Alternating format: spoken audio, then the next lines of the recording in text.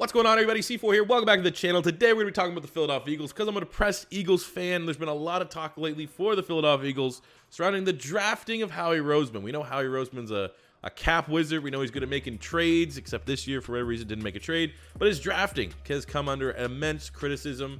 You know, the lack of wide receivers, how old this team is, just a whiff on a bunch of picks lately. And me being me, I've thought about making this video for quite some time. I never really know when the right time was, but today I got, I don't really have any video to upload on the channel. So what I'm going to do is I found through my, digging through the deep dive of all my old content, I found my big boards from 2017, 2018, and obviously I still have all that stuff from 2019.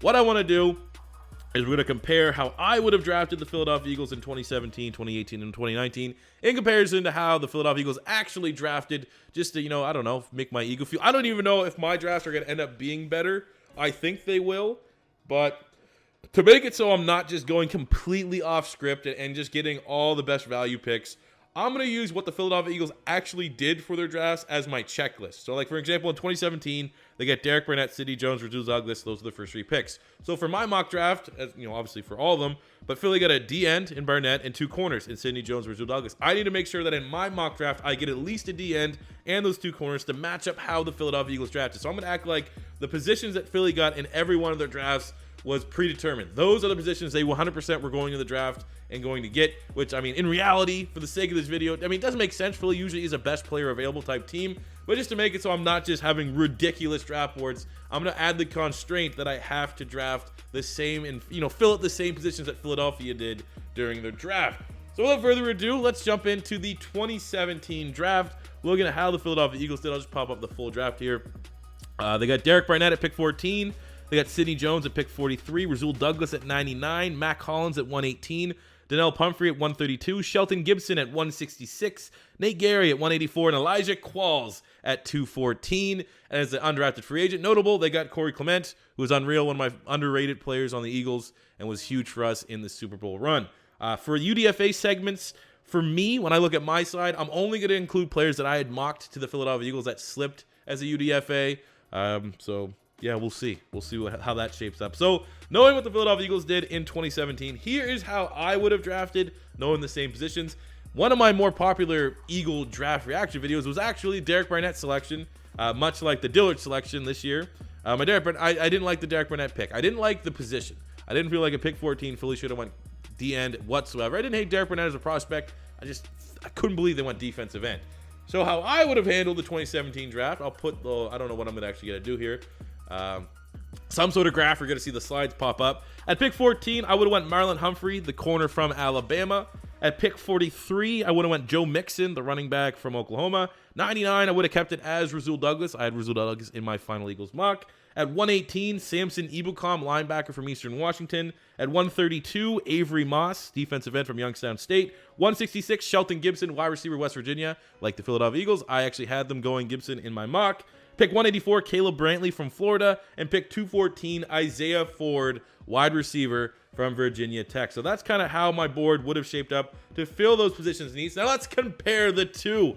This is going to look a little bit weird because obviously players are, like, I'm going to compare Derek Barnett to a guy I got in like the 5th round. But that's, that's what happens. How would my defensive end compare to the defensive end that Philadelphia got, and so on and so forth for the rest of these positions. So at defensive end, Philly got Derek Barnett.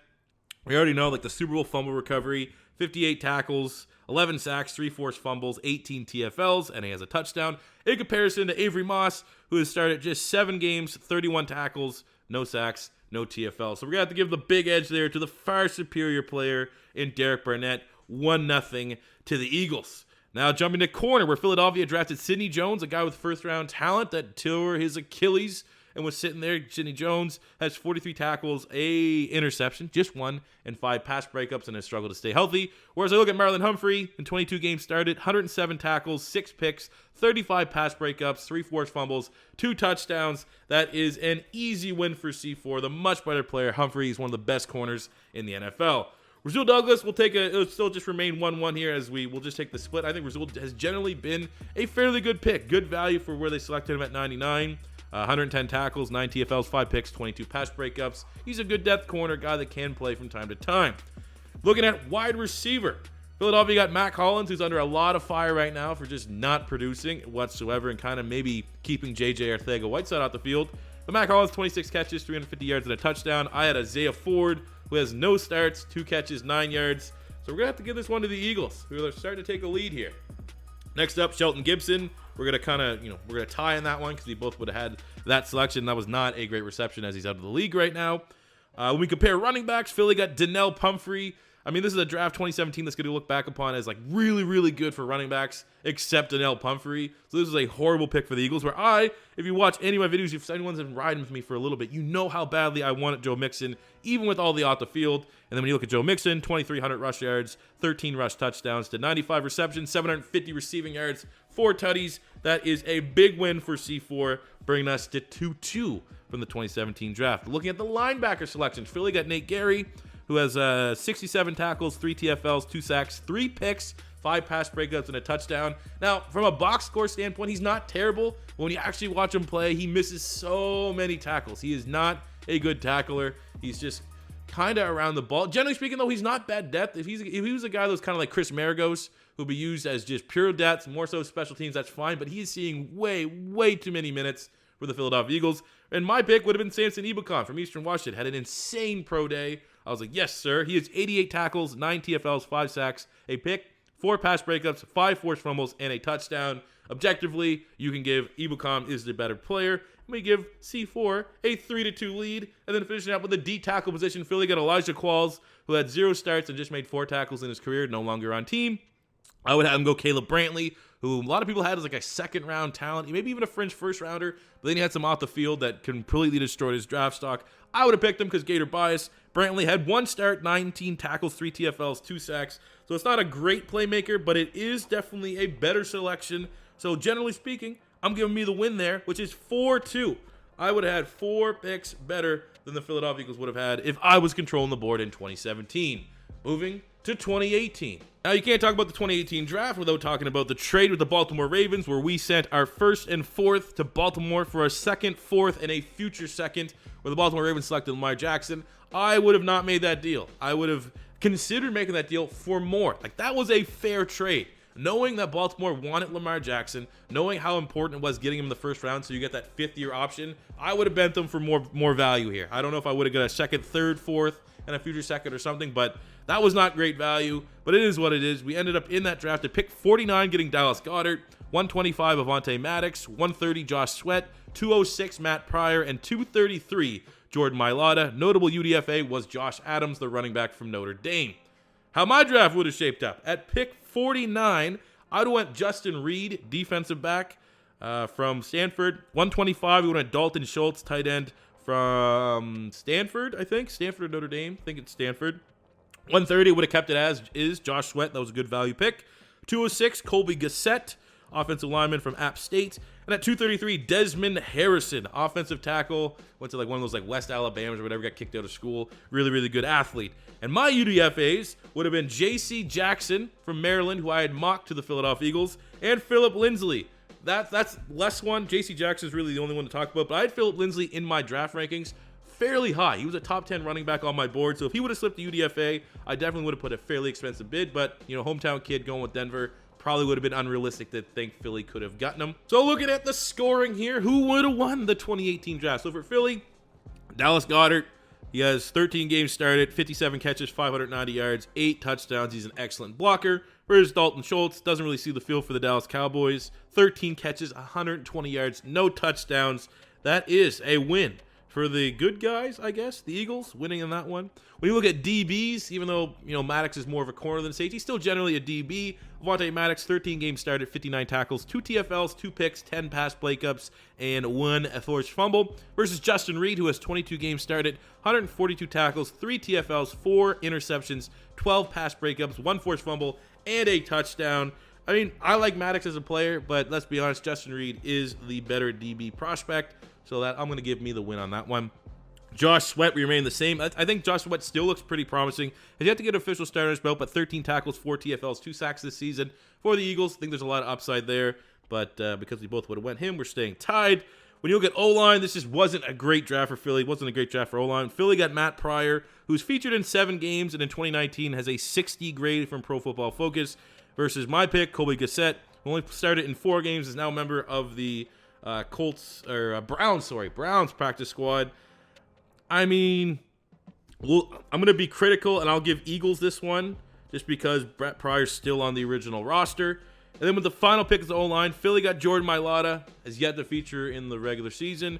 I would have them go Desmond Harrison, who started 8 games for the Browns last year. I think he had a 59, almost a 60 PFF grade, but a 73 pass protection grade for the Browns. So I'll take the dub on that one, even though I'm still optimistic that maybe something can happen from the Jordan Mailata pick. But if you're just grading those 2 prospects, at least Harrison has started and been not terrible in the NFL. So generally speaking, for the 2018 draft, we'd break even 2-2 tie.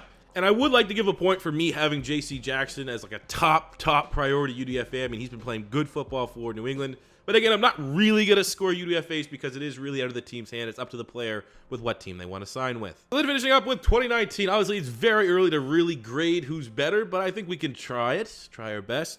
So for Philadelphia, at pick 22, they got Andre Dillard. Pick 53, Miles Sanders. 57, J.J. Arcega-Whiteside. 138, Sharif Miller. And 167, Clayton Thorson. Notable UDFA, T.J. Edwards. I think we consider him almost a starting linebacker at this point. How my mock draft would have changed. At pick 22, I would have went Montez Sweat, the DN from Mississippi State. Pick 53, DK Metcalf, wide receiver, Ole Miss. Pick 57, Yodny Kajus, offensive tackle from West Virginia. 138, Travion Williams, running back, Texas A&M. And 167, Tyree Jackson, quarterback from Buffalo. And then my UDFAs, similar scoring. I actually had TJ Edwards mocked to the Philadelphia Eagles. That's an actual draft pick, so I'll take credit for that. And I also had Preston Williams, who has a huge year, relatively, for UDFA for the Miami Dolphins. I had him mocked to the Philadelphia Eagles with like my second last mock draft. So he would have been a top priority UDFA for me. Let's score up this draft, see where we're at. So when we're looking at tackles, Andre Dillard has started in 3 games, has a Pro Football Focus grade of 60, which I actually thought would be higher. He's actually played pretty well for the Philadelphia Eagles, versus Yodny Kajus, who is now on IR for the New England Patriots. I still think there's some upside there, but you have to score it as is. That will be a nice little 1-0 to the Eagles there, as Dillard is a decent prospect and looks like can very well be the successor to Jason Peters. When you look at running backs, Philadelphia got Miles Sanders in 5 games started. He has 375 rushing yards and a rushing touchdown, as well as 24 receptions, 300 receiving yards, and a tutty, versus Travion Williams, who's yet to play a snap for the Cincinnati Bengals. Okay, not looking good. Philly's starting to gain some ground here. But then when we look at wide receiver, J.J. Arcega-Whiteside started in 1 game. He has 3 catches for 43 yards. DK Metcalf, 9 games started so far for the Seattle Seahawks. 35 catches, 595 yards, 5 TDs. That is a win for C4. That should be like way bigger of a win. That should be worth more than 1 point, but we'll keep it as is. For the defensive end position of the draft, Philly got Sharif Miller, who's on our practice squad. I would have went Montez Sweat, who has started 10 games for the Redskins, 34 tackles, 4 TFLs, 2 sacks, which ties us at 2-2. And then when you look at the quarterback spot, in hindsight, I kind of wish I valued Gardner Minshew a little bit more. I would have been close to picking Gardner Minshew, but Philadelphia got Clayton Thorson. He's on the Dallas practice squad. Tyree Jackson is who I would have went. I think the upside's still there. He's now a member of the XFL. So we're going to kind of break even. I mean, technically, you could give Thorson the value because he is still in the NFL, employed by the NFL. But he was so bad in the preseason. We're taking a tie on this one. No points given. 2-2 between C4 and Philadelphia in the 2019 draft, which gives us a grand score. Over the last 3 years, who would have made a better pick of C4 with 8 points, Philadelphia with 6 points? So you could argue that if some guy, I wouldn't even take money. Just let me submit my draft board. Please use it. Stop using the draft boards that for whatever reason push Pac-12 players to the top of your list. I'll do it for free. I will do it for free. Howie Roseman. Okay? Just comparing stars. Like, would you rather Derek Burnett, Sidney Jones, Matt Collins, Nate Gary, Dallas Goedert, Devontae Maddox, Andre Dillard, Miles Sanders, and Arcega-Whiteside? Or would you rather Marlon Humphrey, Joe Mixon, Samson Ebukam, Justin Reed, DK Metcalf, and Montez Sweat? Like, what you're looking at from like a player comparison. Would you rather Derek Burnett or Montez Sweat? Honestly, probably edge it towards Derek Burnett, but generally speaking, they both have still very high ceilings. We don't know what they are as prospects. Would you rather Marlon Humphrey or Sidney Jones? Definitely Marlon Humphrey. Would you rather Joe Mixon or Miles Sanders? Sanders has looked promising, but you probably would give the slight edge to Joe Mixon. Would you rather Nate Gary or Samson Ebukam? Ebukam all day. Would you rather Avonte Maddox or Justin Reed? Justin Reed all day. Would you rather DK Metcalf or JJ Arcega-Whiteside? Definitely want DK Metcalf. And then you don't have to say Arcega and sound like an idiot. So, I don't know, man. Let the jury speak for itself.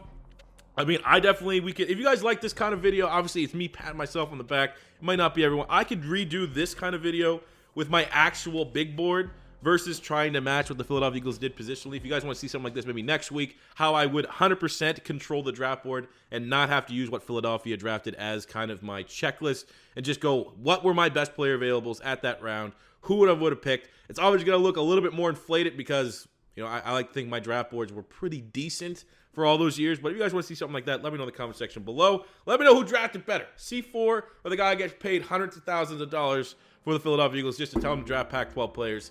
But that does it for me today, guys. We'll be back tomorrow, I think, with a Pink Slips episode, and then we got a Bucks to round out the week, and then we get some rebuilds and stuff like that in the weekend. So I'll catch you guys back here on the next one. Like, subscribe, all that good stuff, and I'll see you later. Peace out.